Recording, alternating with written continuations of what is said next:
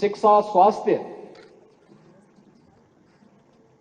और टेक्नोलॉजी को कैसे हम स्ट्रेंथन कर सकें, इस दिशा से आम जन के जीवन स्तर को उठाने के लिए और उत्तर प्रदेश जैसे राज्य में प्रति व्यक्ति आय को नेशनल एवरेज के बराबर ले जाने के एक संकल्प के साथ में हम लोगों ने यह बजट प्रस्तुत किया है। महोदय,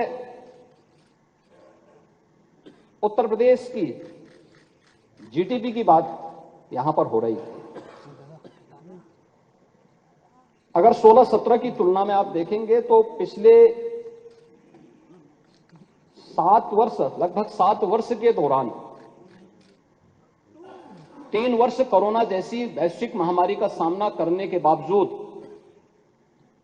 हमारी सरकार उत्तर प्रदेश की जीएसडीपी को दोगुना करने में सफल रही है। यह हम सब जानते हैं कि 2017 तक, आजादी के बाद से लेकर के 2017 तक उत्तर प्रदेश की कुल जीडीपी 12 और 13 लाख करोड़ के बीच में थी।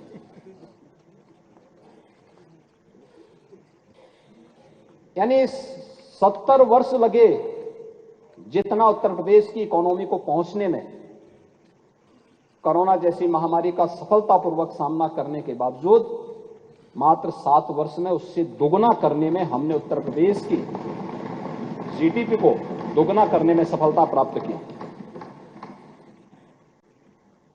उत्तर प्रदेश की प्रति व्यक्ति आय को दोगुना करने में सफलता प्राप्त की। और यही नहीं, जब हम 2017 में थे, आबादी में उत्तर प्रदेश देश का नंबर 1 का राज्य था, लेकिन अर्थव्यवस्था में देश की छठी अर्थव्यवस्था के रूप में उत्तर प्रदेश गिना जाता था। और आज जब हम 2024 में आ रहे हैं, 2024-25 के बजट पे चर्चा कर रहे हैं, तब मैं कह सकता हूं कि उत्तर प्रदेश की अर्थव्यवस्था आज के दिन पर देश की नंबर 2 की अर्थव्यवस्था भी बन गई है। देश की जीडीपी में हमारा शेयर बढ़ा है। आबादी देश की 16% यूपी में रहती है, लेकिन देश के विकास में उत्तर प्रदेश बामुश्किल 8% भी योगदान नहीं कर पाता था। और आज मैं कह सकता हूं उत्तर प्रदेश 9% से 9.2% भारत की अर्थव्यवस्था में उत्तर प्रदेश योगदान कर रहा है। और हमारा प्रयास होना चाहिए कि हम इस वर्ष इसे बढ़ा के 10% तक पहुंचाएं और अगले 5 वर्ष में से अपनी आबादी के बराबर तो हम कम से कम भारत की अर्थव्यवस्था में योगदान दे सकें।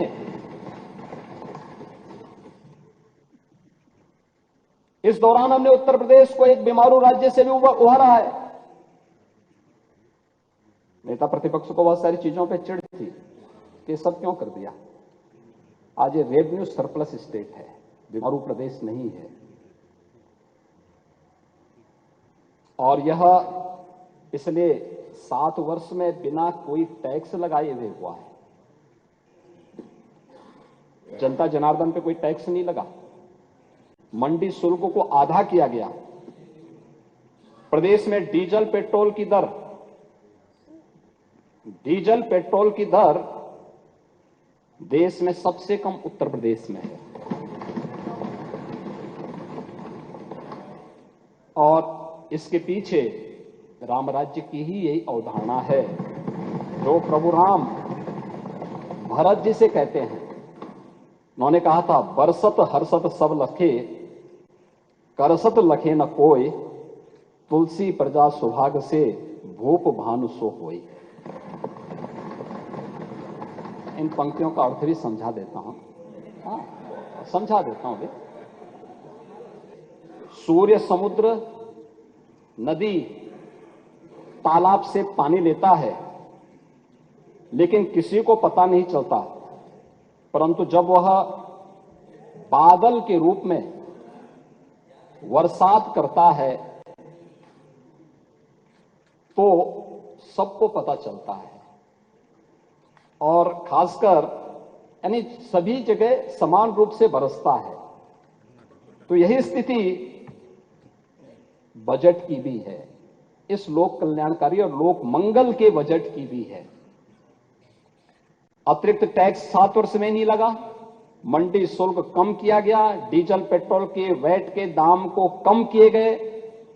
लेकिन जब प्रदेश के कल्याण के लिए, प्रदेश के विकास के लिए जो बजट प्रस्तुत किया है, जब ये बजट आ रहा है तो पूरे प्रदेश के अंदर बिना भेदभाव के सभी 75 के 75 जनपदों को ध्यान में रख करके यह सब किया गया है।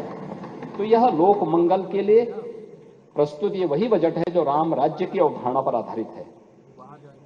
महोदय, यह हम करने में इसलिए सफल हुए क्योंकि हमने कर चोरी को नियंत्रित किया, राजस्व की लीकेजेस को रोका और प्रदेश के सीडी रेशो को हमने बेहतर किया।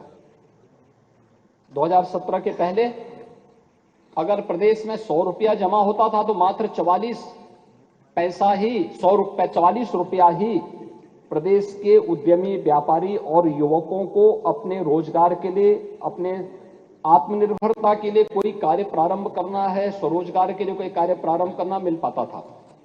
आज पिछले 7 वर्ष में जो प्रयास प्रारंभ हुए, आज उसका परिणाम है कि हम इसको 57-58% तक पहुंचाने में सफल हुए हैं। यह एक बेहतर अर्थव्यवस्था की ओर हम सबका ध्यान आकर्षित करता है। डिजिटल लेन देन ने प्रदेश के अंदर एक बेहतर प्रतिस्पर्धा को जन्म दिया है और पिछले 5 वर्ष में इसकी रफ्तार हम दुगना करने में सफल हुए हैं। प्रदेश में डिजिटल लेन देन में आज देश के अंदर नंबर 1 है। जब मैं उत्तर प्रदेश को नंबर 1 लाने की बात करता हूं तो नेता विरोधी दल को इसमें परेशानी होती है कि उत्तर प्रदेश नंबर 1 क्यों हो गया। इस साल ये संख्या बढ़कर के 1174 करोड़ 32 लाख हो गई है, यानी आधे से अधिक लेन देन आज प्रदेश में यूपीआई के माध्यम से हो रहा है। डिजिटल बैंकिंग का आसान पहुंच आज गांवों में इंटरनेट के माध्यम से, वित्तीय जागरूकता के माध्यम से बन चुका है और डीबीटी के माध्यम से भी प्रदेश ने न केवल कोरोना कालखंड में बेहतर सफलता प्राप्त की थी, आज भी सफलतापूर्वक हर लाभार्थी तक पैसा सीधे पहुंच रहा है। महोदय, डीबीटी के माध्यम से आज 11 विभागों के द्वारा प्रदेश में जिन सेवाओं को पहुंचाया गया है उसमें हम लोग 62 करोड़ से अधिक ट्रांजैक्शन के माध्यम से 70,000 करोड़ रुपए डीबीटी के माध्यम से प्रदेश की गरीब जनता तक पहुंचाने में हमें सफलता प्राप्त हुई है। और जहां तक प्रदेश के अंदर बैंकिंग सेवाओं का प्रश्न है तो हम सब जानते हैं कि अर्थव्यवस्था की बैकबोन होती है बैंकिंग सेवा। ये निवेश के लिए ऋण और बुनियादी ढांचा प्रदान करने के लिए एक स्पीड का काम करती है। इस दिशा से आज उत्तर प्रदेश एक अग्रणी राज्य बन चुका है। प्रदेश ने बैंकिंग व्यवसाय 16-17 में जो लगभग 12 से 13 लाख करोड़ के आसपास था, आज वो बढ़कर के लगभग 26 लाख करोड़ हो चुका है। प्रदेश में 19,705 बैंक की शाखाएं हैं, लेकिन 2,28,000 से अधिक बैंकिंग कॉरेस्पॉन्डेंट और बैंकिंग कॉरेस्पॉन्डेंट सखी प्रदेश के अंदर आज इस रूप में बेहतर सेवाएं हर गांव में और हर कस्बे में उपलब्ध करवाने का कार्य कर रहा है। और यही नहीं, आरबीआई के बुलेटिन भी आज इस बात को प्रदर्शित करते हैं कि बैंक और वित्तीय संस्थाओं से प्रोजेक्ट फाइनेंसिंग के लिए फंड आकर्षित करने में 16% से अधिक जो इन्वेस्टमेंट की हिस्सेदारी है वह आज उत्तर प्रदेश है, जो देश के अंदर शीर्ष स्थान पर है। ये इस नए उत्तर प्रदेश की स्थिति है जिस उत्तर प्रदेश के वर्तमान प्रगति पर हमारे कुछ मित्रों को आपत्ति है। प्रधानमंत्री जनधन योजना में 9 करोड़ खातों के साथ उत्तर प्रदेश देश में नंबर 1 पर है और इनमें से आधे खाते महिलाओं के। पीएम स्वनिधि योजना में 17 लाख से अधिक रेहड़ी पटरी व्यवसायी लाभान्वित हो रहे हैं, जो देश में नंबर 1 पर है। प्रधानमंत्री सुरक्षा बीमा योजना में 5,55,00,000 लाभार्थियों के साथ उत्तर प्रदेश देश में नंबर 1 पर है। और आईटीआर फाइल करने में, यानी आयकर रिटर्न भरने में उत्तर प्रदेश देश में दूसरे स्थान पर है। जून 2014 में 1,65,000 आयकर रिटर्न उत्तर प्रदेश में फाइल होते थे और जून 2023 में यह बढ़ करके लगभग 12 लाख हुए हैं, यानी 1,65,000 से। यह दिखाता है प्रदेश में प्रति व्यक्ति आय में वृद्धि हुई है और वह आईटीआर भरने के लिए स्वतःस्फूर्त भाव के साथ तैयार हुआ है। यह प्रदेश को अगर हम देखेंगे तो 2022-23 की तुलना में राष्ट्रीय फलक पर भी देखेंगे तो राष्ट्रीय आर्थिक विकास की जो दर थी 7.2 रही, जबकि प्रदेश की इस दौरान अगर हम करंट प्राइस में लेंगे तो 14.3% की दर से उत्तर प्रदेश की विकास दर देश के अंदर रही है। महोदय, प्रदेश के अंदर जो हमारी बेरोजगारी की दर भी है, अगर 17 के पहले हम देखें ये 19% से अधिक थी और आज यह 2.4% है। यानी ये चीजें दिखाती हैं कि यहां पे रोजगार के अवसर सृजित हुए हैं। और इसमें अभी पिछली बार भी मैंने कहा था, महामहिम राज्यपाल के भाषण के दौरान धन्यवाद प्रस्ताव पर जवाब देते हुए मैंने कहा था कि उत्तर प्रदेश में निवेश का एक जो बेहतर माहौल बना है उसी का परिणाम है कि 19 फरवरी को हम लोग प्रदेश में 10 लाख करोड़ रुपए से अधिक के निवेश के प्रस्ताव की ग्राउंड ब्रेकिंग का कार्यक्रम भी लखनऊ में आयोजित करने जा रहे हैं। महोदय, पोटेंशियल उत्तर प्रदेश में था, इसकी क्षमता उत्तर प्रदेश में थी। यहां का युवा उस प्रतिभा से लैस था, उसकी आकांक्षा भी थी, लेकिन कुछ करने की जिजीविषा स्टेट की लीडरशिप में नहीं थी, उसकी सोच नहीं थी, उसका विजन नहीं था, कर्महीनता की स्थिति थी, नीतिगत जड़ता थी और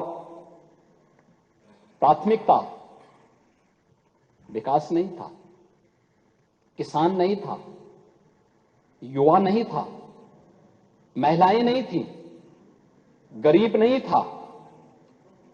उनकी अपनी प्राथमिकताएं थी और उन्हीं प्राथमिकताओं को लेकर के तुलसीदास जी ने एक बात कही, और बात कही उन्होंने, सगल पदार्थ एहि जग माही कर्महीन नर पावत। इन्हीं के लिए कहा है, इसी कर्महीनता के लिए, इसी अकर्मण्यता के लिए। और महोदय, अगर प्रदेश के अंदर 2024-25 के बजट के बारे में हम देखें तो कुल जो हमारी प्राप्तियां हैं वह 7,21,000 करोड़ रुपए से अधिक की है, को हमने यहां पर अनुमानित किया है, जिनमें से 6,06,000 करोड़ रुपए से अधिक की जो राजस्व प्राप्ति तथा 1,14,000 करोड़ रुपए से अधिक की जो पूंजीगत प्राप्तियां हैं, इसमें हम लोगों ने सम्मिलित किया है। इस बजट की जो सबसे बड़ी बात है वो होगी कि 2 लाख करोड़ रुपए से अधिक की जो हमारा कैपिटल एक्सपेंडिचर है वह उत्तर प्रदेश में, जैसे राज्य में यह यहां के इकोनॉमी को एक नई दिशा देने वाला साबित होगा, डेवलपमेंट का आधार बनता है, विकसित उत्तर प्रदेश की परिकल्पना को यह साकार करने वाला बनेगा। इन इतने बड़े बजट को प्रस्तुत करने के साथ ही उत्तर प्रदेश ने यह साबित किया है कि उत्तर प्रदेश अपने बेहतर राजकोषीय प्रबंधन के माध्यम से हम उत्तर प्रदेश को एक बेहतर दिशा में अग्रसर कर सकते हैं और राजकोषीय अनुशासन को बनाए रख सकते हैं। एफआरबीएम की जो उत्तर प्रदेश की सीमा यानी देश के अंदर तय की गई है 3.5% की, उत्तर प्रदेश का यह बजट अपने राजकोषीय अनुशासन का पालन करते हुए 3.46% में ये इन सभी चीजों को अपने अंदर समाहित करता है। महोदय, हम लोगों के यहां अगर प्रदेश के अंदर इस बजट में जो अन्य तमाम बातें हैं उन सभी पर अगर हम एक एक करके चर्चा करेंगे, खासतौर पर कृषि की जब बात आती है तो प्रदेश में हम लोगों ने इस बजट में तमाम अलग अलग सेक्टर के लिए अलग अलग यानी उसके लिए बजट की व्यवस्था की है। जब माननीय नेता विरोधी दल अपनी बात को कर रहे थे तो मुझे आश्चर्य हो रहा था कि वे दिसंबर 2023 के आंकड़ों को सदन में प्रस्तुत कर रहे थे। मार्च 24 के 31 मार्च 24 तक अभी पुराना बजट चलेगा और 31 मार्च तक इस बजट को भी खर्च होना है। जो बजट आज हम प्रस्तुत करने जा रहे हैं 1 अप्रैल से फिर यह लागू होगा, तो कम से कम इतनी जानकारी उनकी होनी चाहिए। 5 साल तक प्रदेश ने आपको यहां देखा है, झेला है, तो स्वाभाविक रूप से इतना तो आपको पता लगना ही चाहिए कि यह बजट आज के लिए नहीं तय हो रहा है, यह 1 अप्रैल से ये लागू होगा। दूसरा, आजादी के अमृतकाल में और अमृत महोत्सव के अवसर पर भारत देश की 5th इकोनॉमी बना है। हर भारतवासी को गौरव की अनुभूति होनी चाहिए, लेकिन इस पे भी उनको आपत्ति है। यानी भारत, हमारा देश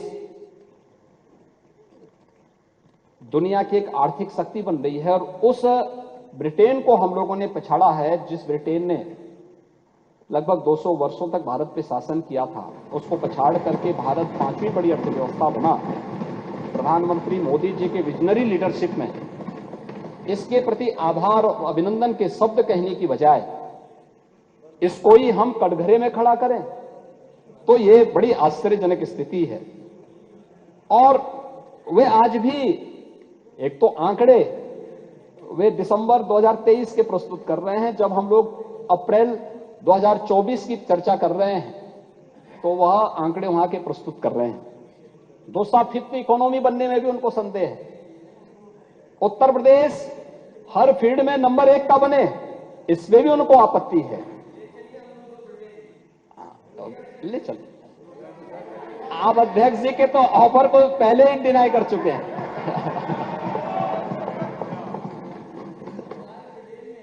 ओह, मैंने कहा ना, अध्यक्ष जी ने आपको एक आमंत्रण दिया, आपने उसको नकार दिया। और अयोध्या आप जाना नहीं चाहते, ब्रिटेन तो आप अक्सर जाते ही हैं, ब्रिटेन तो आप अक्सर जाते हैं और आपके टिकट कौन बुक कराता है ये भी आपको पता है।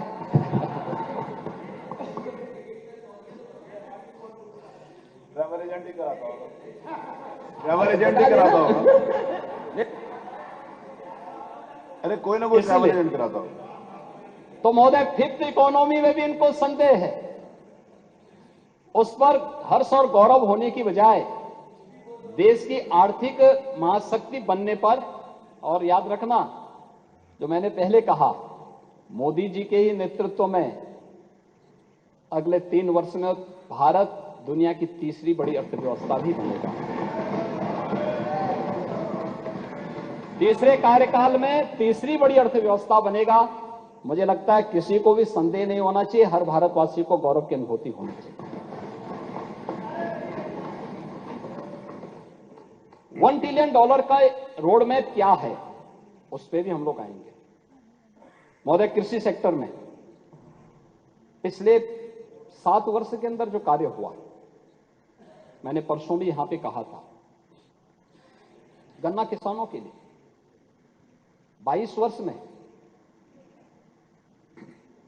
वर्ष में उत्तर प्रदेश के गन्ना किसानों को 2,03,000 करोड़ रुपए का कुल भुगतान हो पाया था और पिछले पौने 7 वर्ष के दौरान उत्तर प्रदेश के गन्ना किसानों को अब तक 2,33,000 करोड़ रुपए से अधिक की राशि उनके खाते में जा चुकी है। प्रदेश में गन्ने का दायरा बढ़ा है। कोरोना जैसी महामारी के दौरान भी प्रदेश के अंदर इस बार भी हम लोगों ने गन्ना किसानों के मांग के अनुरूप हम लोगों ने प्रति क्विंटल गन्ने का दाम भी बढ़ाया है और उत्तर प्रदेश पहला राज्य है जिसने कोरोना कालखंड में भी अपनी सभी चीनी मिलों को चलाया है, लगातार चला रहे हैं। यहां तक कि छपरौली की चीनी मिल चौधरी साहब की कर्म भूमि की चीनी मिल थी। चौधरी साहब के नाम पर राजनीति बहुत सारे लोगों ने की होगी, लेकिन चौधरी साहब के प्रति सम्मान व्यक्त करते हुए हमारी सरकार ने आने के तत्काल बाद छपरौली चीनी मिल के एक्सपेंशन के लिए और उसके मॉडर्नाइजेशन के लिए हमारी सरकार ने पैसा दिया और मुझे प्रसन्नता है छपरौली चीनी मिल आज पूरी क्षमता के साथ आज काम कर रही है। लगातार सरकार इस पे कार्य कर रही है। प्रदेश के अंदर प्रोक्योरमेंट की पॉलिसी क्या होनी चाहिए, इस पर भी डबल इंजन की सरकार ने ही काम किया और प्रोक्योरमेंट की नीति के तहत बिचौलियों से मुक्त, मध्यस्थ से मुक्त, किसानों से सीधे क्रय सरकार करेगी। आज ये व्यवस्था प्रदेश के अंदर भी पूरी प्रभावी ढंग से लागू है। प्रदेश के अंदर चाहे वह प्रधानमंत्री किसान सम्मान निधि का 2,62,00,000 किसानों को 63,000 करोड़ रुपए की राशि प्रदेश के किसानों को प्राप्त हुई है। सीधे डीबीटी के माध्यम से पैसा उनके अकाउंट में जा रहा है। और यही नहीं, लगभग 23 लाख हेक्टेयर लैंड को सिंचाई की अतिरिक्त क्षमता भी पिछले 7 वर्ष में डबल इंजन सरकार के द्वारा किए गए प्रयासों का परिणाम है। महोदय, इस बजट में खेत सुरक्षा योजना के लिए भी धनराशि का प्रावधान है। राज्य कृषि विकास योजना के लिए भी अतिरिक्त धनराशि की व्यवस्था का प्रावधान किया गया है। प्रदेश के अन्नदाता किसानों के लिए जो निजी नलकूप हैं वहां से फ्री में बिजली उपलब्ध कराई जा सके, इसके लिए भी 2,400 करोड़ रुपए का प्रावधान इस बजट में किया गया है। ग्लोबल वार्मिंग का असर हमारी खेती किसानी पर न पड़े, इसके लिए automatic weather station, automatic rain gauge की स्थापना के लिए धनराशि की व्यवस्था हर ग्राम पंचायत में लग सके, इसके लिए भी धनराशि की व्यवस्था इसमें है। Organic cultural lab, tissue lab और एग्री टूरिज्म सेंटर की स्थापना के लिए भी धनराशि का प्रावधान इस बजट में किया गया है। इसके साथ ही विभिन्न जनपदों में 6,600 राजकीय नलकूपों के आधुनिकीकरण और डार्क जोन में स्थित 5,569 असफल राजकीय नलकूपों के पुनर्निर्माण के कार्य के लिए भी यहां पर बजट की व्यवस्था की गई है। प्रदेश में इन सभी कार्यों को करने के बाद ये समयबद्ध तरीके से जिस दिन कार्य होंगे तो प्रदेश के अंदर 1,33,000 हेक्टेयर लैंड को अतिरिक्त सिंचाई की सुविधा इससे प्राप्त होगी प्रदेश के अन्नदाता किसानों को। महोदय, प्रदेश के अंदर इसके अलावा प्रदेश के अंदर नहरों और सरकारी नलकूपों से किसानों को मुफ्त पानी के लिए भी धनराशि की व्यवस्था इसमें अतिरिक्त की गई है।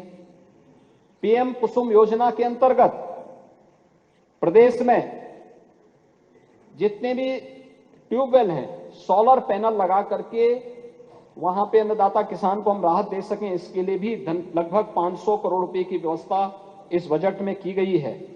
और रेन वाटर हार्वेस्टिंग की व्यवस्था के लिए भी जल स्तर को मेंटेन करने के लिए यह ग्राउंड वाटर रिचार्जिंग और चेक डैम आदि के लिए भी धनराशि में बजट का प्रावधान किया गया है। उद्यान और खाद्यान्न प्रसंस्करण के लिए भी इस बजट में विशेष प्रावधान किए गए हैं। दुग्ध संघों के सुदृढ़ीकरण के लिए भी बजट में प्रावधान किया गया है।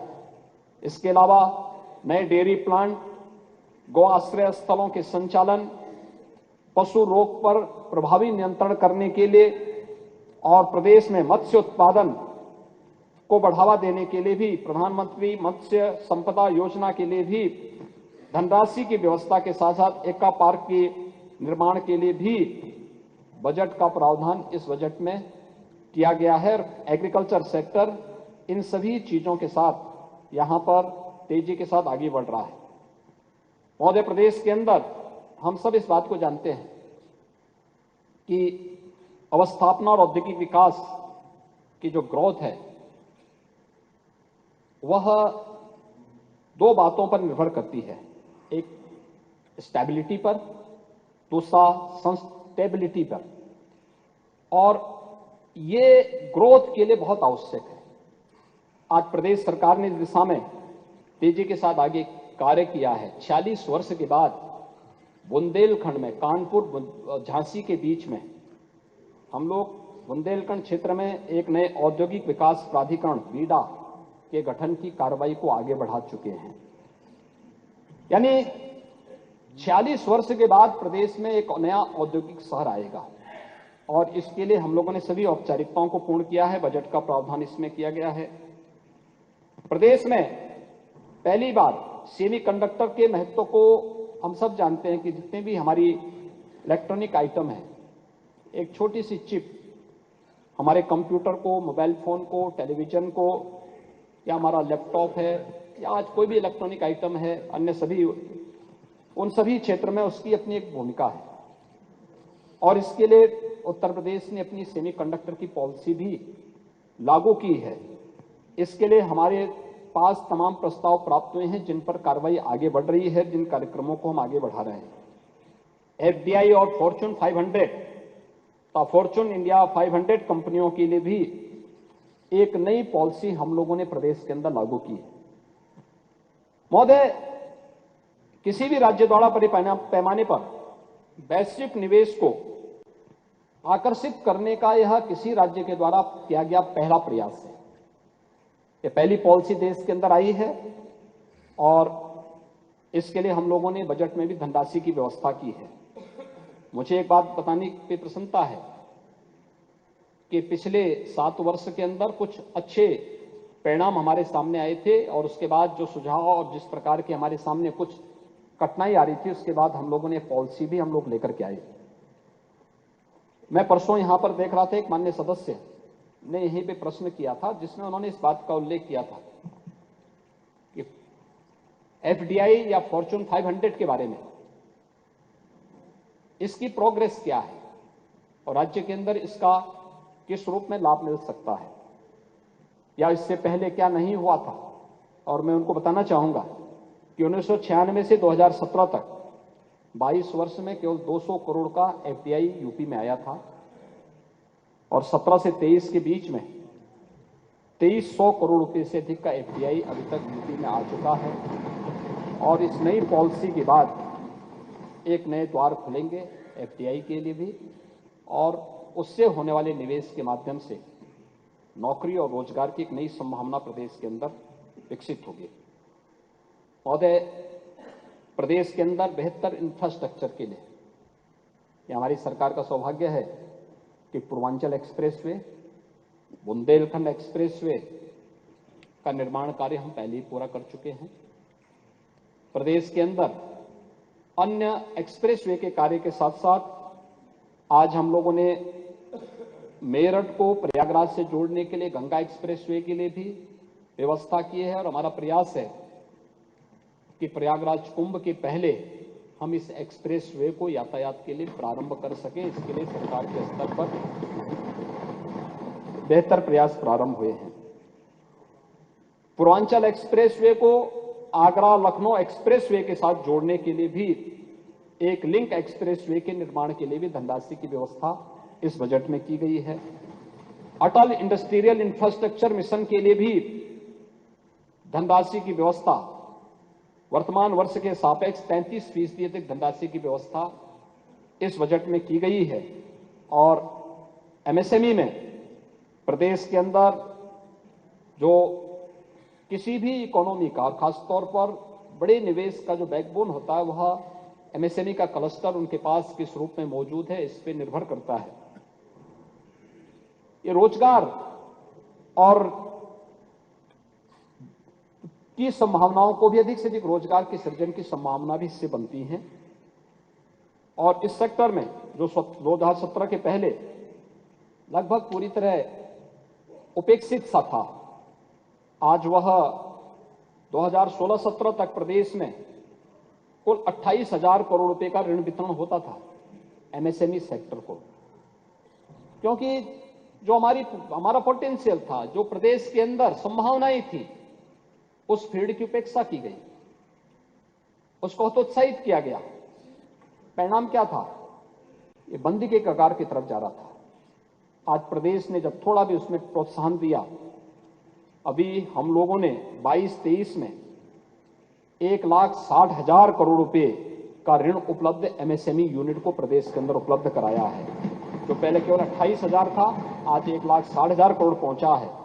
और 24-25 के लिए हम लोगों ने इस लक्ष्य को 2,91,000 करोड़ रुपए तक पहुंचाने के लक्ष्य के साथ अपने कार्यक्रम को आगे बढ़ा रहे हैं।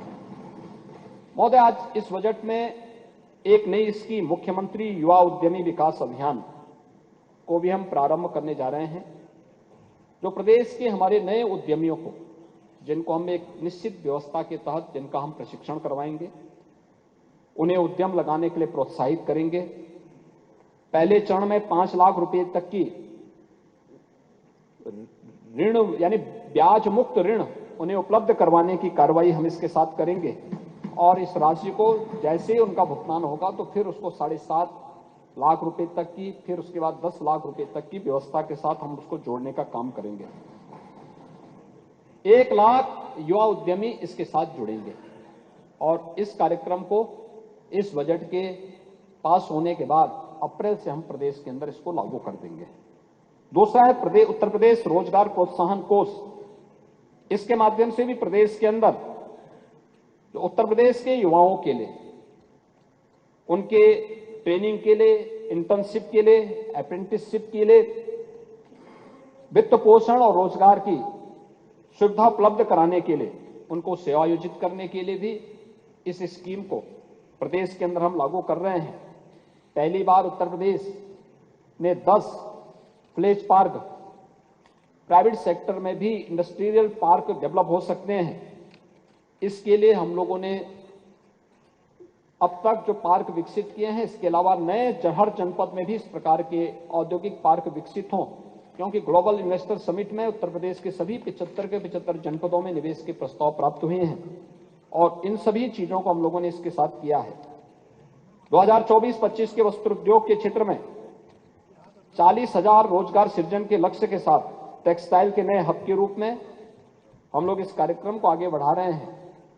तो प्रदेश में एक नए निफ्ट यानी राष्ट्रीय फैशन टेक्नोलॉजी संस्थान की स्थापना की कार्रवाई को भी आगे बढ़ाने, 2 मेगा राजकीय आईटीआई की स्थापना और 69 आईटीआई के उन्नयन का प्रस्ताव भी इस बजट में किया गया है। 22,000 से अधिक मिनी आंगनबाड़ी केंद्र को मुख्य आंगनबाड़ी के रूप में प्रदेश के अंदर अपग्रेड करने की कार्रवाई को भी इस बजट में प्रस्तुत करने का कार्य हुआ है।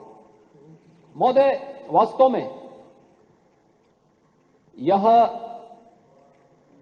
देश के अंदर भी चर्चा होती है और लोग इस बात को कहते हैं कि आखिर उत्तर प्रदेश में ऐसा क्या हुआ कि जो कभी बीमारू राज्य कहलाता था, आज वो राज्य अचानक देश की इमर्जिंग इकोनॉमी के साथ आत्मनिर्भरता के लक्ष्य को प्राप्त करते हुए तेजी के साथ देश की सबसे उभरती हुई अर्थव्यवस्था के रूप में आगे बढ़ा है। जिस राज्य को कोई बैंक लोन देने को तैयार नहीं था, उसे सभी बैंक प्रोजेक्ट फाइनेंसिंग के लिए ऋण देने को आज आतुर हैं।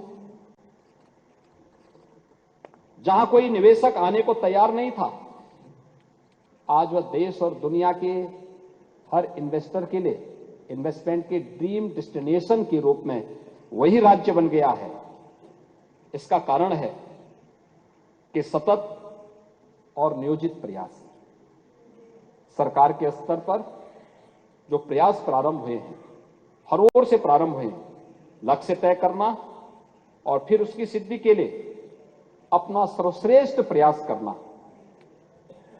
और यही प्रदेश के अंदर पिछले 7 वर्ष के अंदर जो कार्य प्रारंभ किया गया है, उसकी परिणति आज हम सबके सामने इस रूप में देखने को मिल रही है। मुझे शिक्षा किसी भी सभ्य समाज की आधारशिला है। बेसिक शिक्षा परिषद में हमने देखा है कि किस रूप में हम लोगों ने इस व्यवस्था को आगे बढ़ाया है। शिक्षा और स्वास्थ्य कि जब हम बात करते हैं तो किसी भी मानव पूंजी के पोटेंशियल आधार है, इसलिए हमारी सरकार ने शुरू से ही इस दिशा में एक नियोजित प्रयास भी प्रारंभ किया। कक्षा 6 से 8 तक के विद्यार्थियों के लिए वोकेशनल ओरिएंटेशन कार्यक्रम और माध्यमिक स्तर पर भी विद्यालयों को हब एवं स्पोक मॉडल के रूप में विकसित करने के लिए ओडीओपी के अनुरूप अधिकाधिक विद्यार्थियों को जॉब रोल और सेक्टर में नेशनल करिकुलम फ्रेमवर्क और नेशनल क्रेडिट फ्रेमवर्क के अनुसार उनके पाठ्यक्रम संचालित करने के लिए भी सरकार ने अपनी कार्य योजना को आगे बढ़ाया है। न केवल बेसिक और माध्यमिक में बल्कि उच्च शिक्षा में भी इन चीजों को आगे बढ़ाने के साथ ही अप्रेंटिसशिप की स्कीम, जिसमें उद्योग या इंस्टीट्यूशन के साथ युवाओं को जुड़ने, इसके लिए उन्हें वहां पर मानदेय, उचित मानदेय मिल सके, प्रशिक्षण मिल सके और सीएम अप्रेंटिसशिप स्कीम के साथ उसको हम जोड़ सकें, इसके लिए भी धनराशि की व्यवस्था इस बजट में की गई है। प्रदेश के अंदर इनोवेशन एंड रिसर्च के लिए भी प्रदेश के अंदर मशीन लर्निंग और स्टेट ऑफ आर्ट टेक्नोलॉजी के प्रोत्साहन के लिए जहां हम लोगों ने बजट का प्रावधान किया है,